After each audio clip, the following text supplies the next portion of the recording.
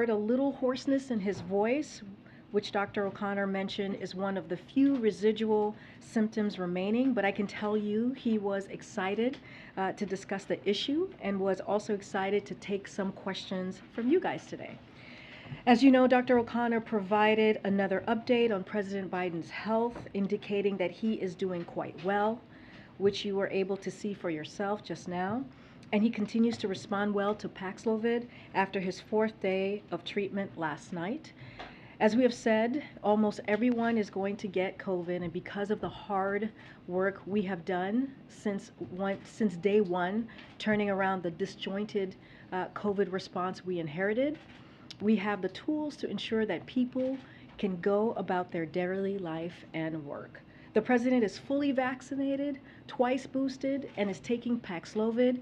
His current health speaks to how Americans should avail themselves of boosters and treatments. I'm going to hand it over now to Dr. Jha, who has some updates. I don't want to get ahead of him on COVID and the administration's effort to aggressively combat monkeypox and protect communities from the virus. He's gonna have an opening. We're gonna keep him from 15-20 minutes to take your questions, and then I know there are other topics that you all want to touch on, and then we'll continue with the briefing. All right, go ahead, Dr. Jha. Thank you. All right, good afternoon, everybody. So I'm pleased to be with you again today. As Karine mentioned, the president continues to do well. He was feeling good this weekend. He continues to improve. And before I open up to questions, and again, you all had a chance to see him, many of you had a chance to ask him questions, I want to give you an update on both COVID-19 and monkeypox. So let's talk a little bit about COVID. I want to start by emphasizing the importance of staying up to date on COVID-19 vaccinations as we face BA.5. Approximately 400 Americans are still dying every day, which, while much better than it was when the president took office, is still too many, still too high, particularly because we can now prevent most of these deaths. Our existing vaccines continue to provide robust protection against serious illness, hospitalizations, and deaths. And because protection wanes over time, it is crucial for people to get a booster to stay up to date. Most deaths are happening in people who are not up to date on their vaccines. Let me repeat that. Most deaths are happening in people who are not up to date with their vaccines. And it is critical that people get out and get vaccinated. As I have said this, and as I've said before, and I will say again, if you're over 50 or moderately or severely immunocompromised, but if you're over 50 and haven't gotten a vaccine this year in the year 2022, you should get one right away. I would not wait. Now, looking ahead, we know this virus is constantly evolving, and we can't be complacent. And we are in the much better situation that we are in today because we have been aggressive and forward-leaning in our approach, and we will continue doing that. And to that end, tomorrow, we will be hosting the White House Summit on the future of COVID-19 vaccines. There's a lot of work happening inside the U.S. government and in private industry on the true next generation of COVID-19 vaccines. And the summit will feature some of the cutting edge work being done by U.S. government scientists, scientists in the private sector, companies, American companies who are working on these issues. This summit is an opportunity to bring people together to showcase the science that is already happening, to highlight the work of this administration and what it is doing to bring about these advances for the American people. Now, I want to take a few minutes to talk about monkeypox because this is, I know, also has been on people's minds. And we all saw over the weekend that the World Health Organization declared a public health emergency of international concern. So let me give you a quick update. The declaration by Dr. Tedros of the FIC, the Public Health Emergency of International Concern, was a call to action to the world community to stop the spread of this virus. The international community must work together to protect individuals that have been impacted by monkeypox and those most at risk of contracting the virus. WHO's declaration will allow the United States and other partners to better collaborate, to share data, and to get critical information out to high-risk communities.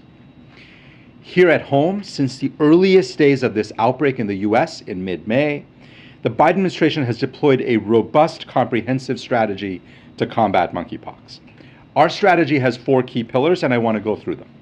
First, is to dramatically scale up procurement, production, and distribution of vaccines. Second is to significantly expand access to testing. Third is to significantly expand access to treatments. And fourth is outreach to communities most affected by the virus. We have been working around the clock to ramp up our response and to make important progress in short order. To date, we have distributed more than 300,000 vaccines to jurisdictions around the country. We have procured more vaccines than any other country in the world, probably more than every other country in the world combined. FDA is working quickly to finalize the approval of nearly 800,000 additional doses, and we are getting ready to ship these doses to jurisdictions once FDA has finally approved them. We have 1.3 million doses of TPOXX, the treatment for smallpox that can also be used for monkeypox, in our stockpile.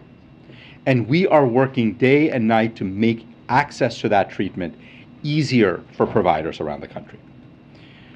When the first case of monkeypox was confirmed in the United States, we had the capacity to do 6,000 tests per week, much higher than demand. But we knew that testing at the time wasn't as convenient for providers as it needed to be. So the CDC immediately started working with 5 of the biggest commercial labs to get monkeypox testing going online, so doctors can use their existing partnerships with commercial labs. Today, because of that work, there is capacity to do 80,000 tests per week. And we are continuing to do extensive outreach to providers to make testing easier.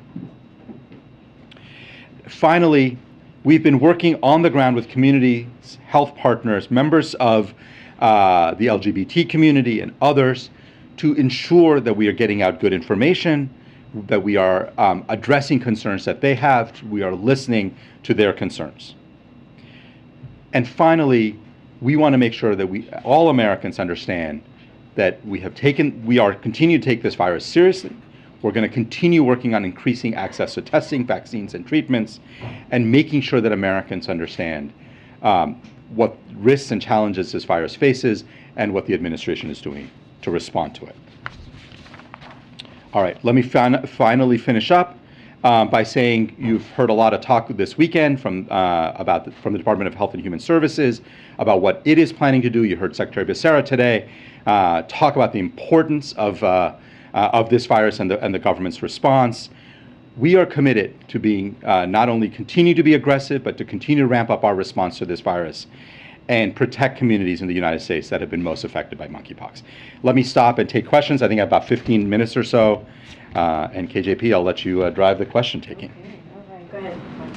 Dr. Jean, the president just indicated that he hopes to potentially be able to return back to the West Wing later this week. Can you walk us through what the protocol would be for him to do that? I think day 0 was Thursday. We're at day 4. Is this a negative test tomorrow, or are there additional precautions that Dr. O'Connor may want to evaluate before doing that? Yeah, it's a great question. So the CDC guidance on this is very clear: 5 days of isolation. Today is, as you said, day 4.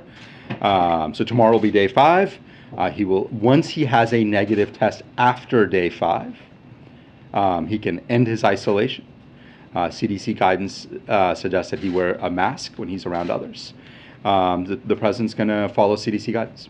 And those of us who have been vaccinated but may have also had COVID-19, there's often the extra immunity that comes with that. But given what we now know, based on what Dr. O'Connor said over the weekend, that this appears to be the BA.5 variant, does that affect sort of what is typically sort of a 90-day window, as we understand it, where you have that enhanced immunity? Are there any signs early on that BA.5 he'll be less likely to have that kind of window? It's a really good question. What we know is that it is true that in the past, with previous variants, we used to say that if you got infected, you had about a 90-day warranty. And that wasn't a warranty, ironclad, but a high likelihood that you weren't going to get reinfected within 90 days. What we know, because BA.5 is so immune evasive, that we have seen lots of people get reinfected within 90 days. If you got infected with a BA.2 or a BA.1, getting reinfected with BA.5 within 90 days is very common. The duration of protection from BA.5, which you're asking about, we just don't have any data. We don't know. So we're going to track that very closely. Obviously, the president will continue. The good news here is the president's vaccinated, boosted. We will continue to kind of make sure that he is up to date on his vaccines as time goes on. But we don't have any data that I know of on duration of protection after a BA.5 infection.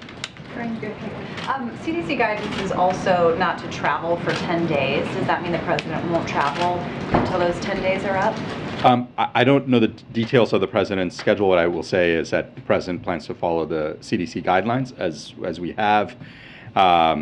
And right now we're focused on making sure that obviously the president is isolated and he will not leave isolation. His test is negative. Plans to see him in person before his 5th day is up, to treat him in person? Do I personally? No, I've been speaking to the president on a regular basis, sometimes on phone, sometimes by FaceTime. Dr. O'Connor sees him. Obviously, we want to limit the number of contacts, right? And so to protect others. And so the footprint around the president has been small and really limited to the most essential people who need to see him. Thank you, Dr. Jean. What is the window that you'll be watching to see if there is potential for relapse, given the president has taken Paxlovid and we have seen that happening with other people? Yeah, it's a really good question. Rebound, again, I think I brought this up last week. The clinical data suggests that between 5 and 8% of people have rebound. And that happens sometimes as early as 3 or 4 days, sometimes it can be a little longer. Obviously the president is monitored on an ongoing basis. He's around people. He has a personal physician who sees him on a regular basis. So we will continue monitoring I was going to say the patient, which is true, but the president on an ongoing basis. And one question on monkeypox. Given the limited testing early on, how many more cases do you think there actually are right now in the United States than what we know about? Yeah, so I would say, first of all, in terms of testing, we had 6,000 tests available per week. It works out to about 800-900 tests a day. I don't think testing capacity has been a major limitation. One of the challenges has been that a lot of providers have found it difficult to actually order the tests. That's one of the reasons we brought in the national labs, because physicians are very comfortable using national labs. Obviously, we want to continue working on making sure testing is more and more widely available so that we're tracking every case and identifying every case. I don't have a number of how many cases, further cases are out there. But I do expect, by the way, that as all these national labs now come online, as they have over the last week, would not be surprised if we see an increase in cases as testing becomes more robust. That's a very normal part of any outbreak response, is that as testing ramps up, you tend to see an increase in cases because people can identify. I guess the number is significantly higher than what we know right now? It's very hard for me to make guesses on what the number is. And I think the goal is to make testing easy, widespread, available, so that people can order those tests. I'm just going to jump around. Just on the global response to monkeypox, as we know, viruses don't respect borders. What is the U.S. able, willing, prepared to do to address that, especially since this affects communities that are often stigmatized, left out of public health interventions? And then I have a follow-up Trump question for you, Karine. I can take it once, Dr. Jean. Yeah, so we have had a very global, kind of very strong engagement in the global community on monkeypox for years. We have worked with multiple countries on the African continent where most of the disease has been endemic in the past. We continue to have strong partnerships with multiple countries around building up laboratory capacity, that same testing capacity we're talking about here in the United States. It's really essential that other countries have that as well. We're continuing that work. This outbreak obviously now is in many, many other countries as well, and so we're in constant conversations with our European colleagues, with colleagues in other parts of the world. I think this public health emergency declaration will also further galvanize global response. I'll make a couple more points. I mean, the U.S. really on monkeypox has been a global leader. We are the major funder of the company that makes the Jynneos vaccine. We, in fact, have had a very large role to make sure that that vaccine exists and has come into being. So U.S. global leadership on monkeypox, I think, is both longstanding, and we're going to continue doing all of those things to make sure this really is a global response. Deliverables that we might see? Well, so we're working with countries, and different countries have different needs, different countries have different technical needs. So we are right now engaged in a lot of both bilateral and multilateral conversations with nations to figure out what help do they need, what kinds of technical and other kinds of expertise can we provide. Yeah, thank you. And if I have a question for you later, there's one quick, and if you can humor me later with one, I would appreciate it. Yes, very quickly on staying up to date, it was reported that potentially that eligibility could be lower, below age 50. Other countries are doing this, offering a 4th shot for adults. Can you give us an update as to whether you expect that to be the case, or your personal reading of the data? Is it necessary for adults who do not have moderate or severe immunocompromised situations under age 50 to get a shot? Many, of course, have gone now, what would it be, 9 or 10 months since their last shot? Yeah, great question, Josh. Let's kind of take a step back and understand what we do know about being up to date. For all Americans, it is very, very clear from the evidence, like just incontrovertibly clear, that if you got fully vaccinated, if you got your 2 shots, but have not gotten your booster, you need to get that. Like, that is essential. It's probably the most important message people need to hear, is if you've not gotten that 3rd shot, it is essential, whether you're over 50 or you're under 50. Basically everybody above the age of 5 needs to have that booster. It just provides a level of protection that is absolutely essential. I think that's point number 1. On point number 2 is certainly for people over 50, and I know you guys are getting tired of me saying it, but it's true, and the president is like very good evidence for this. It is absolutely essential that if it's been more than 5 months since you got your last shot, you absolutely need to get that 2nd booster. On the people under 50 and the 2nd booster, FDA, CDC, I've been very clear since this conversation started. These are FDA, CDC decisions. They're constantly looking at the data to try to make a determination of whether the risks outweigh the benefits. That benefits outweigh the risks, and that evaluation is ongoing. I don't have any news report. I don't know when, if and or when the FDA is going to act on that.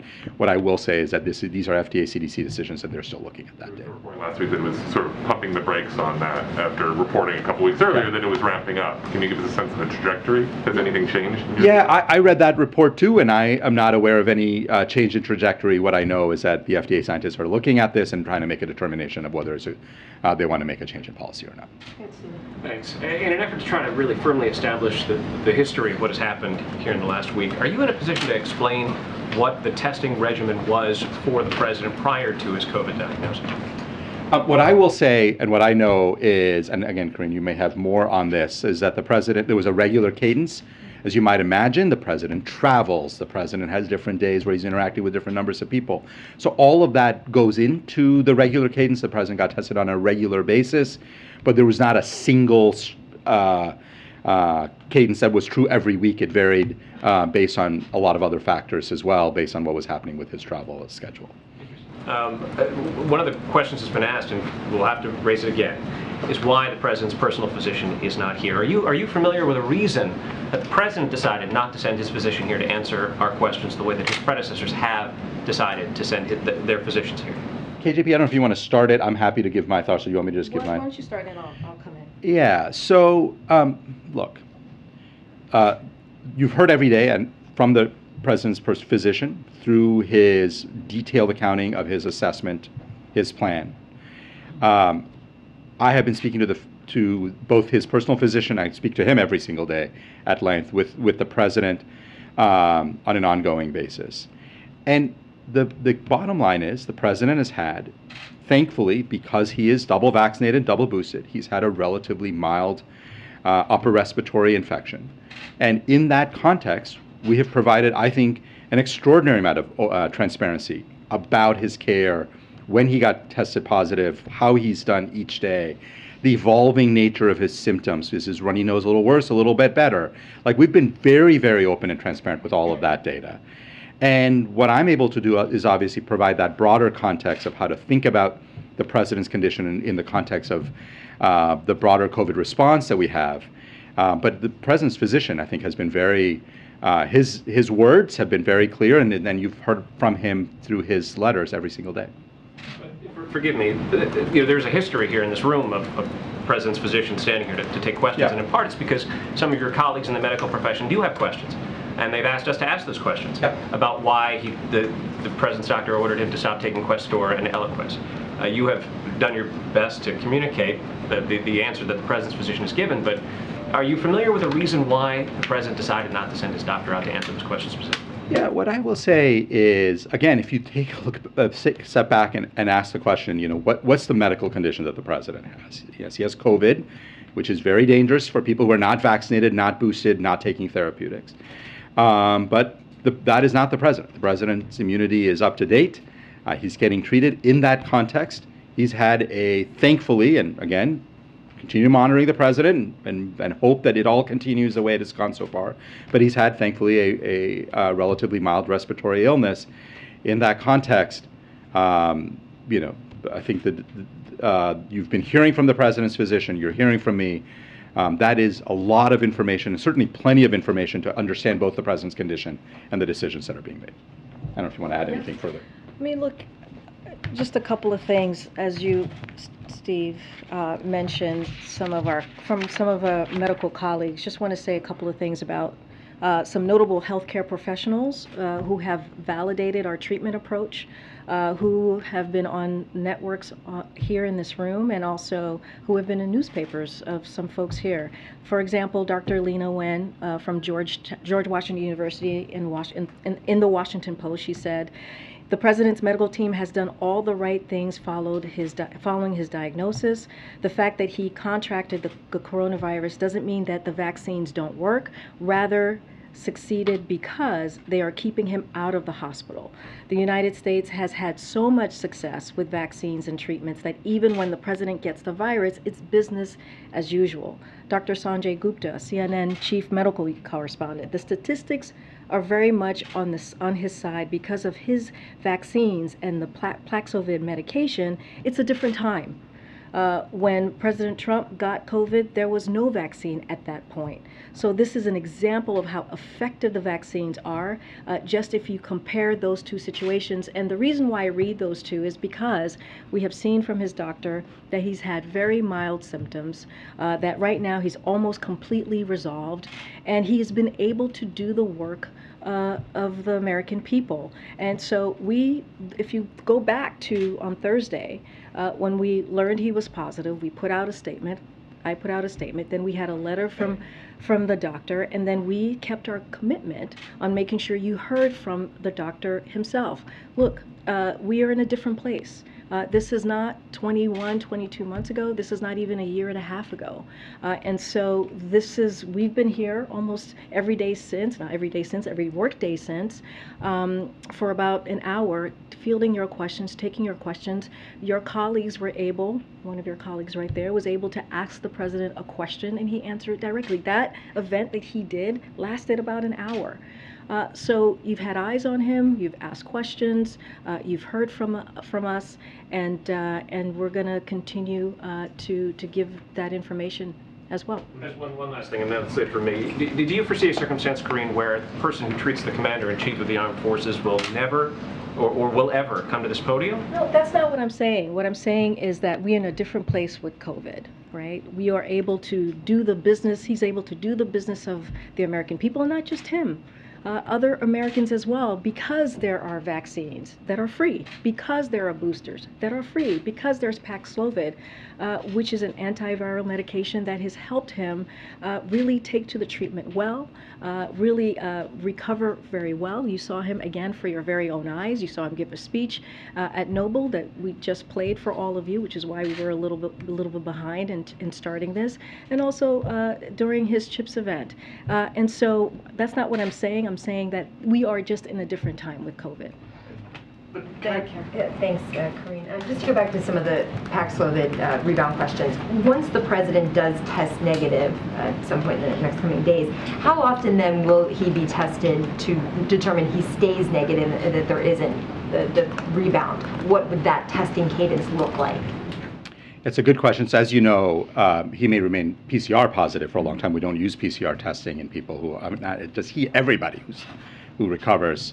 So we don't use PCR testing. But in terms of the regular cadence of his antigen testing, that is not something that I don't know what the cadence will be, and that's something that's going to be decided between him and his physician. And you mentioned the 90-day warranty that in previous rounds of COVID and variants people had, and that this one there's no data because we don't know it yet. But the president, when he does then test negative, what would your recommendation be in terms of what his protocols would be when he goes back to events, when he goes back to engaging with people in the public? Do you have to go back to assuming that he could get it very soon after this? What would the level of caution have to be for the president given this particular variant and the transmission of it right now? Yeah, so there's a lot of hypotheticals, so let me just say what we know. I mean, the expectation is that while BA.5 is dominant, anybody who's had a BA.5 infection should have relatively high degree of protection against further BA.5 infections. That's, I think, a reasonable assumption, but there's not a lot of data on that, so we're obviously going to continue collecting that data. This is a president who has been very clear that he wants to be out among the American people, spending time with people, meeting with people, interacting with people. Once he is cleared and is testing negative, I'm assuming that he will go back to some version of that, as you saw, even while he was infected and still is, I guess, but potentially contagious. He continued working, and I expect him to have a schedule that he goes back to a cadence where he's again interacting with people. But the details will obviously vary based on kind of how things go in the days and weeks ahead. Yeah, thank you. Related question, should we expect a scaled back schedule from the president once he tests negative and is in person again, or is it, back to normal very quickly? Like what should we look for in the coming days after he does test negative and returns in person? Yeah, I'll give you this is a president who continued working like 8-10 hours a day while he has been infected. He's just worked a lot. Again, let's see when he tests negative. My assumption is that he will continue doing well. Obviously, we're going to continue monitoring him and making sure that does happen. And based on all of that, I think we'll see but he's got a long agenda. He's got a lot of work he wants to be doing for the American people. And so I think there'll be, some negotiation around. And it'll be daily tests after Wednesday if he were to test positive again on Wednesday. I mean, is that going to be an everyday thing or even faster than that, more rapidly than that? Or I don't think there's much value of testing more than once a day. If he tests positive, we'll continue following CDC guidelines, which will get tested again with a regular cadence. But it won't necessarily be daily after that, or right? No, I think it's a bunch of hypotheticals. I want to make sure we'll make sure he's continuing to feel well. We'll see what the tests show, and then I think make a decision after that. A couple more, and then we'll let Dr. go. To follow up on Dr. O'Connor not being here, is this a situation where Dr. O'Connor does not want to come and talk about the president's health, or where the president doesn't want Dr. O'Connor talking about his health? I will tell you, I have spoken both to the president and to Dr. O'Connor on an ongoing basis, and neither of them has expressed a preference on either. Dr. O'Connor has not at any point said he doesn't want to come. The president has not at any point said he does not want Dr. O'Connor to come. So I would say neither of those is correct. Okay, and you said again today that the president is following the CDC guidelines very strictly. It seems like there are people in the residence taking his photo with no mask on. I was looking at the guidance for COVID positive people. I don't see any carve-outs for something like that. So is he really following the CDC guidelines? Yeah, so so a couple of things.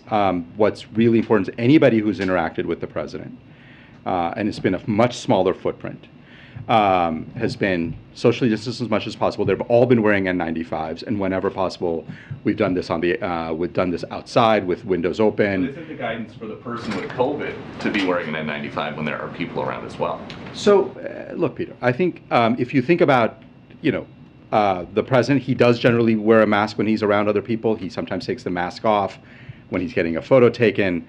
He's been, most of his interactions with others, he has been wearing a mask. And the bottom line is that everybody around him is fully vaccinated and boosted. And he has been, I think, following CDC guidelines very carefully. All right. April, and then the young woman in front of you. But go ahead, you go first. Dr. Jha, thank you, Karine. I just want to find out the results of your contact tracing. Do you have any results from that yet? Yeah, I can give you an update as of midday today. I think there were 17 people, just want to get the number right, 17 people who were identified as potential close contacts. They've all, of course, been notified. They're all following CDC guidelines, and as of earlier today, none of those 17 people had tested positive. Thank you. I wanted to go back to monkeypox and ask what the government's response is to some of the backlash regarding the messaging and language that could perpetuate homophobia and transphobia like we saw during the HIV epidemic. Are there specific things you're concerned about? I mean, I think very clear at this point that the community most affected is the LGBTQ community. This is one of the reasons why I said we've been deeply engaged with them, both to share information, also to learn more, make sure that everybody's communicating in a way that's both scientifically accurate and respectful.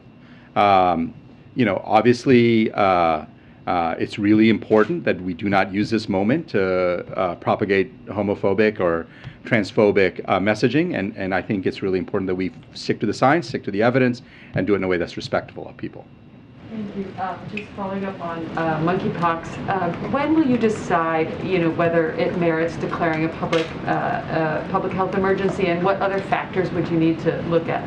Yeah, it's a good question. This is a decision that will be made by Secretary Becerra, Department of Health and Human Services. With any outbreak, that evaluation almost sort of begins day one. People start looking at it and thinking about, when is that appropriate? I think Secretary Becerra will make that decision when he thinks that doing so will help with the response. Obviously, a PHE opens up certain capabilities for the Department of Health and Human Services. I know those are conversations that are ongoing and continue, and that'll be a decision made by Secretary Becerra. And on the monkeypox vaccine, is there consideration of invoking the DPA to produce more of it, and how much do you estimate the U.S. would need total? Yeah, that's a very good question.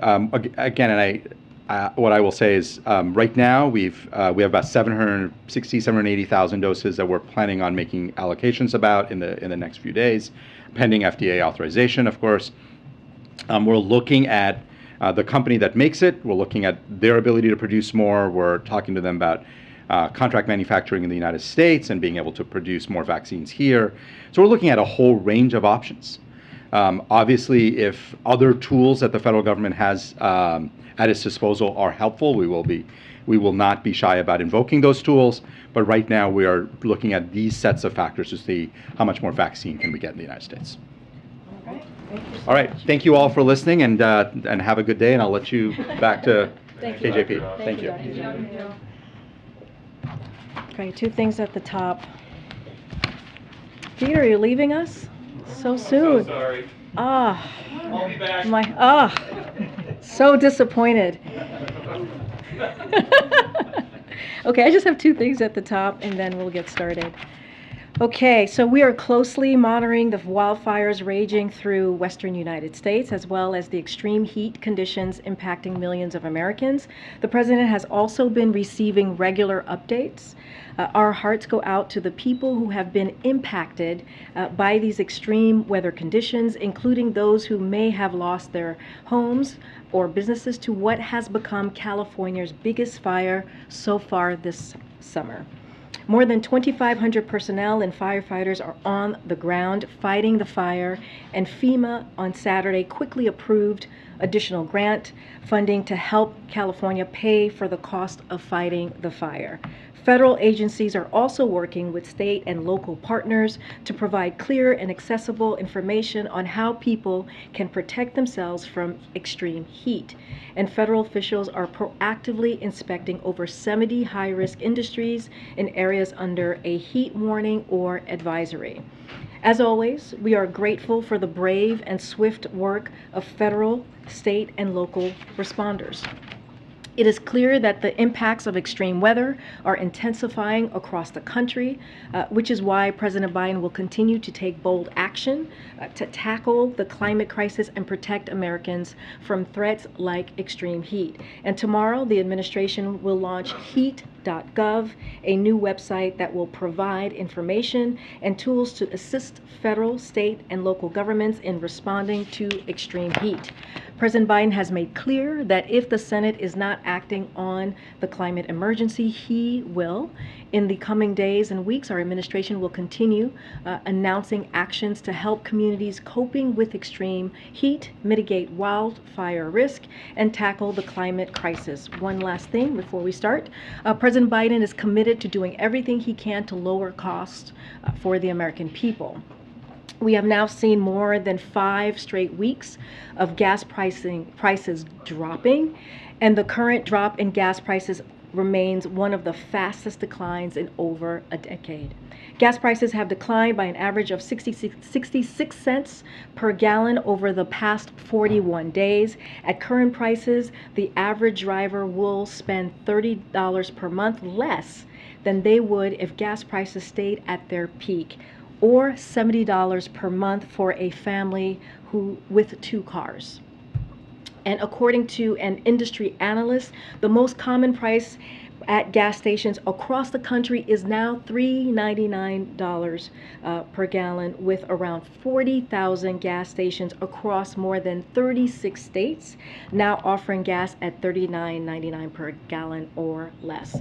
There are now also 9 states with average gasoline prices under $4. For Americans looking for a little additional breathing room, as you hear the president say often, these savings truly matter. All right, Will, you want to kick us off? Sure, thanks. So medical issues aside, I just wonder, can you give us a better idea of what the president's return to work will look like? Does he have events that are already scheduled and on hold until you get them in person? Is he waiting on announcements that we might get? So right now, I mean, just like Dr. Jha was saying, I don't want to get into hypotheticals. Right now, you know, the president is still working. He's working 8+ hours. That is something that he told me personally when we talked last week. You saw him today doing speaking at the Noble event, and also holding an event with CEOs, labor leaders, and his own economic team for about an hour. So he is constantly working, constantly making decisions on behalf of the American people. I don't have a schedule to lay out for you at this time. You can't tell us if he's got things he wants to do but he can't do because he can't do them in person? I don't want to get ahead of the president at this time. Okay, I have one more on another topic. On Speaker Pelosi and her possible trip to Taiwan, I wonder if the president or anyone at the White House has expressed concerns about that possible trip, and also if the White House has any comment about Republicans who have basically said that they support such a trip because it would be an example of the U.S. standing up to China. So I'll say 2 things. We haven't seen that the speaker has announced any travel, so I don't want to get ahead of her own announcement or her own schedule. I'll say this: the administration routinely provides members of Congress with information and context for potential travel, including geopolitical and security considerations. Members of Congress will make their own decisions. I'm not going to get ahead of an announcement or a schedule or her own schedule. Okay. The president said today that we're not going to be in a recession. Why is he so confident of that? So if you look at the economic indicators, as the president was laying out, if you look at the labor market, right now we are seeing historic unemployment. If you look at low unemployment at 3.6, if you look at the average amount of jobs that have been created, it's about 400 per month. Those indicators do not show that we are in a recession or even a pre-recession. There is the NBER, the National Bureau of Economic Research, that actually I've talked about before, and they look at a broad range of data in deciding whether or not there is a recession. And most of the data that they look at right now continues to be strong. Those pieces that I just mentioned. If you look at consumers and how they're spending, if you look at what businesses and their households are investing, you can continue to see resilience, and it's consistent with a recession. And even if you look at the state unemployment numbers that we saw last week in 21 states, we saw that unemployment numbers was at 3% or below. And so all of those indicators show us that we're not in a recession or in a pre-recession at this time. Confident is that assessment, I guess? Is the president leaving it open for the possibility, or is he adamant that there's not going to be a recession? Well, I mean, it's not our definition, right? We're talking about a definition from NBER, which has been around since 1920, which has said back, I give you some quotes here. In 2007, the San Francisco Federal Reserve said, journalists often describe a recession as 2 consecutive quarters of declines in quarterly real inflation-adjusted gross domestic product, GDP. The definition used by economists differs. And so, again, NBER, they decide what the definition is. And so when you look at the economic indicators, you do not see the job growth, the strong labor market that we're seeing currently in a recession. And then And are there any plans to discuss with the president's doctor coming out to brief the press, if not on COVID, on his general health conditions, or in other words, under what circumstances would he come out and talk to the press? Well, you know, we put out back in November a comprehensive examination that was done by a panel of doctors, and we put that out. And there was no doctor that came out to the podium and give and take questions, right? We put that out, and we took questions in the briefing room. And so, look, again, we're in a different stage than we have been currently with COVID. We are not where we were a year and a half, and a lot of that is because of the comprehensive, COVID response that the president has had. The fact that he's able to be fully vaccinated and double boosted, and not just him. We're talking about Americans across the country, and we are encouraging. We see this moment as a teachable moment, as a moment to really let folks know, if you haven't gotten vaccinated, the time is now. If you haven't gotten that first or even second booster, the time is now to do that, so you can have that extra protection. Quick follow-up to that. Have you or did Dr. Jha ask Dr. O'Connor to come to the briefing room and they declined, or because Dr. Jha indicated that there was no resistance to doing that? So there is no resistance to doing that. The answer, and the question that was asked, the answer is no to that. We believe that, not even we believe, we know that the president has very mild symptoms. He is managing this. He's reacting to the treatment very well. This is coming from Dr. O'Connor. And you all have seen him today, twice. Taking questions from your colleagues. And so he's able to resume, I should say, work on behalf of the American people, as he has been. He's isolated. He's following CDC guidelines by being isolated. But again, this is what's important about the time that we're in. We're able to have the treatment, we're able to have the boosters, have the vaccine, so that people can continue to do the work.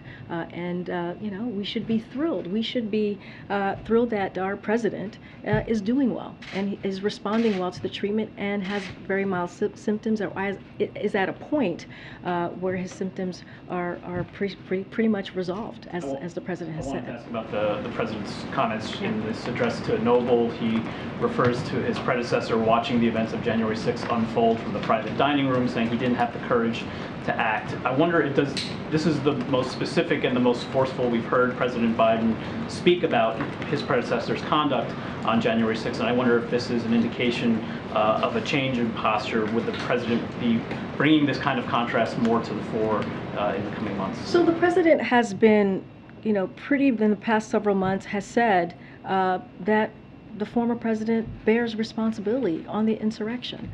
And I think what you saw today was the president making that comparison. First of all, thanking the law enforcement for what they do, officers for what they do. Remember, he was speaking in front of black law enforcement who are in Orlando, and he wanted to take the time to thank them. Because if you think about it, we ask our law enforcement to go out there and protect our streets. On January 6th, in 2020, we asked law enforcement, or they had to protect our democracy. And so, the former president had a choice to make. The choice was, do you stand on the side of our law enforcement, or do you stand on the side of the mob?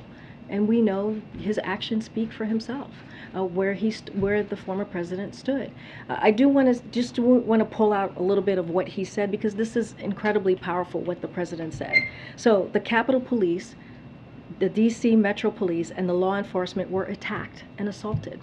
They were speared, they were sprayed, they were stomped on, they were brutalized, and lives were lost. And after 3 hours, the defeated former president of the United States watched it happen. As he sat in the comfort of his private dining room next to the Oval Office, brave law enforcement were subjected to medieval hell for 3 hours. And so that's what the president wanted to make sure that he put out there, dripping in blood, surrounded by carnage, face to face with crazed mob that believed the lies of the defeated president. So the former president bears responsibility for that. And also in the speech, I want to add is that You heard the president also make a contrast with the 2 senators in Florida. You know, we talk about, you hear politicians talk about how they're on the side of law enforcement officers, but then you have these 2 senators in Florida who do the complete opposite of that. And a lot of that, if you look at the American Rescue Plan, which no Republican voted for, it had $350 billion to go to states to really help states with public safety.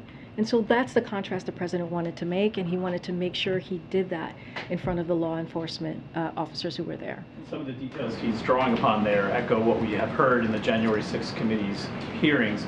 Has the president also had any sort of briefings from Justice Department officials about the state of any investigations they might be undertaking? So, as we've said many times here, as the president has said, the Department of Justice is an independent agency, especially as it comes to legal decisions and issues. So he leaves that on the Department of Justice. That's not something that we're going to comment. Again, they are independent when it comes to legal matters, and we leave that to them. President Trump. Go ahead. I promised that I would get back to you. So as you know, the former president is giving a speech tomorrow here in D.C., his first public speech in D.C. since he left office. I'm just wondering if the White House is tracking that, listening to some of his policy recommendations, especially since, as you know, a lot of Americans might side with the former president and feel, kinship with him or agree with those policy recommendations. Are you guys keeping an eye on it? So it's not something that I'm tracking or we're tracking here. I don't know what he's coming to talk about. I guess we'll see when he gets here tomorrow. Yes, I wanted to ask about the as yet unannounced Pelosi visit to Taiwan. I know the president had said that the, quote, military thinks it's not a good idea right now. Can you say exactly what is the fear, what is the concern? What would China potentially do if she did travel there? So again, I don't have more to say beyond even what the president said last week. I laid out that the administration routinely provides a member of Congress with information and context of potential travel, including geopolitical and security considerations. But again, this is a decision for members of Congress to make. From what I understand and what I'm sure you all have seen, there's not been an announcement yet. So I'm not going to get ahead of her own schedule. Good. Karine, 2 questions. One, just following up on what you said about the National Bureau of Economic Research. They also did not declare it a recession in 2008 until December. That's 12 months after the recession had already been in place in the U.S. economy. But based on what the president said earlier, have his economic advisors told him they also don't think a recession is likely? And what is exactly the White House's definition of a recession? Again, I'm not going to define it from here. I'm just going to leave it to the NBER, as we have stated, of how they define recession. Okay, so you won't declare it one until they have declared it one. I'm just saying that we're just not going to define it. We use the indicators that the NBER, the National Bureau of Economic Research, have used. We've mentioned that a few times. But going to your question about how sometimes it's late, look, I think what the point that we're trying to make here is that we have a strong labor market, which you don't normally see in a recession. That is very uncommon to see that. When you see an average of 400,000 jobs created per month, when you see an unemployment at 3.6, which is historical, that does not define a recession. And so that's what we point you to. That's what we're looking at, as how the economy is currently in this moment. And the reason why is because of the work that this president has done, because of the American Rescue Plan and turning back on an economy that was in crisis when he walked in, when 20 million people were collecting unemployment benefit insurance. And now we have historic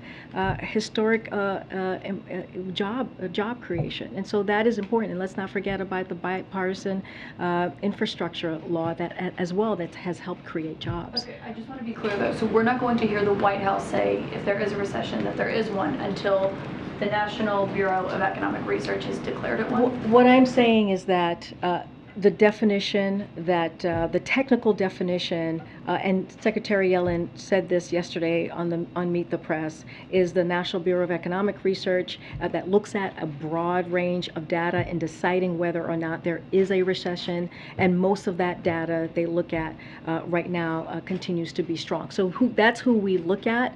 I'm not going to get into a hypothetical right now. We don't do that, but we're using that as clearly an indicator, and why, and they lay out how they get to that definition. Okay, and my last one quickly on Taiwan. Does the House Speaker have the President's blessing to go to Taiwan? I'm not, that's another hypothetical, right?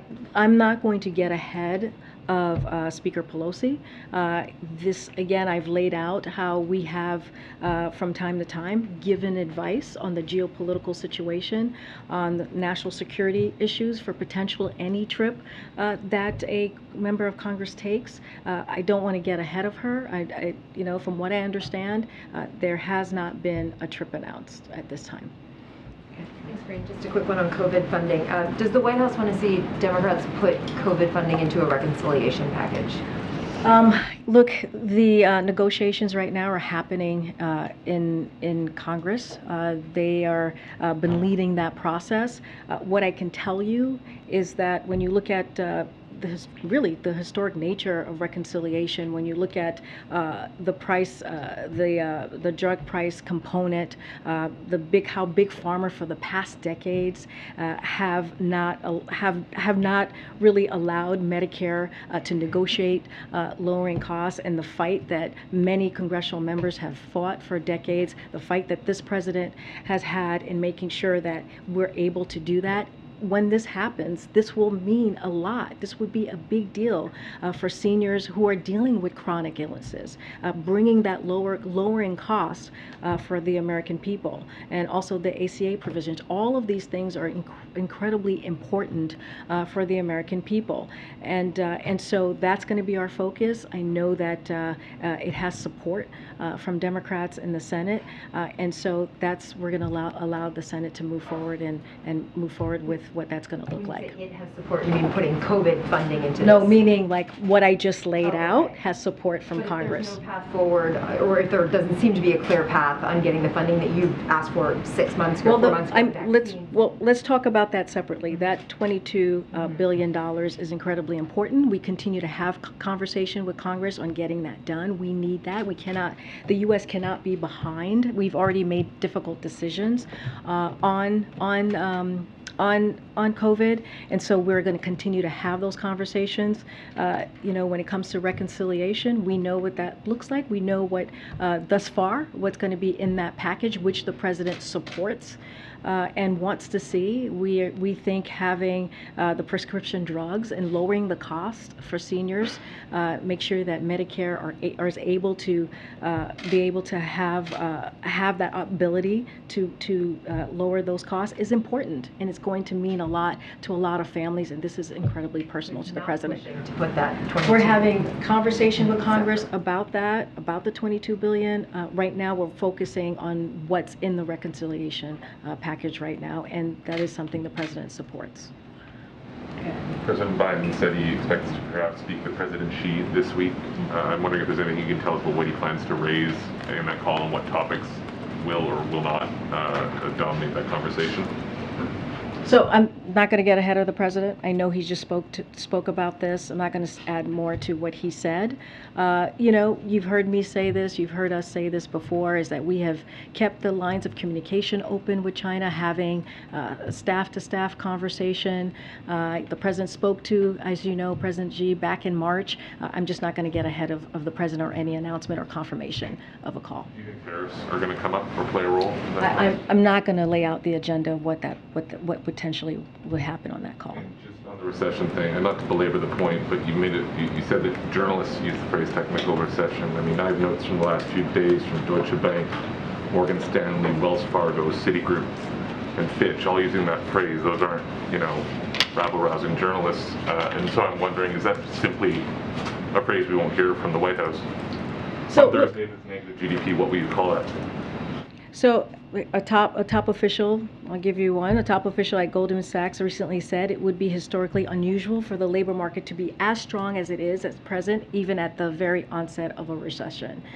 So, you know, what we are seeing, if you look at the indicators, if you look at which one of them is the strong labor market, if you look at where the unemployment is nationally and also in those 21 states that I just laid out, 3% or less, those are historic figures. Those there are not what we would call a recession, just according to how it is defined. If you look at consumer spending, if you look at what businesses and households are investing in, you continue to see the resilience, and it is consistent. It is not consistent with a recession, and so that's what the indicators that we are looking at. And I will add, Brian Deese will be in the briefing room tomorrow, so you guys will all have an opportunity to ask these very same questions of him. He is as you all know, our National Economic Council. He's the director of the National Economic Council, so you'll have the opportunity to ask him these very same questions. Thank you. Oh, okay. Well, thank you guys. See you tomorrow. Do you have any reaction to the Russian foreign minister who is on African tour? He was in Egypt yesterday, Congo, Brazzaville today, Uganda tomorrow. Yeah, I'll address that very quickly. So look, the Russian Federation knows its horrific war against Ukraine has caused the majority of the international community to see it as a pariah state. You've heard us say this before. Russia has created a global food crisis by preventing grain exports. Its bombing of the Odessa port is a violation of its own agreements. Foreign Minister Lavrov, as you just stated, is attempting to engage with countries to try to stem the onslaught of outrage against Russia, especially by misrepresenting Russia's role in causing a surge in global food insecurity. I'll see you guys tomorrow. Thank you.